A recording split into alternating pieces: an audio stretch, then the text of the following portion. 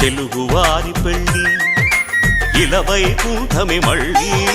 సంప్రదాయమే సౌందర్యంగా సాగుతున్న పెళ్ళి ఇది తెలుగువారి పెళ్ళి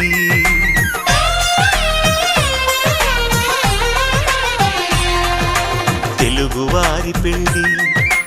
ఇలవైకుంఠమే మళ్ళీ సంప్రదాయమే సౌందర్యంగా సాగుతున్న పెళ్ళి ఇది తెలుగువారి పెళ్ళి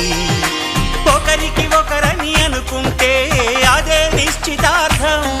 ఆ నిర్ణయానికి తలవంచడమే పెళ్ళి అంతరార్థం శతమానం భవతి అంటుంది శ్రావణ మాసం శ్రావణ మాసం శ్రావణ మాసం తెలుగువారి పెళ్ళి ఇలవైకుంఠమే మళ్ళీ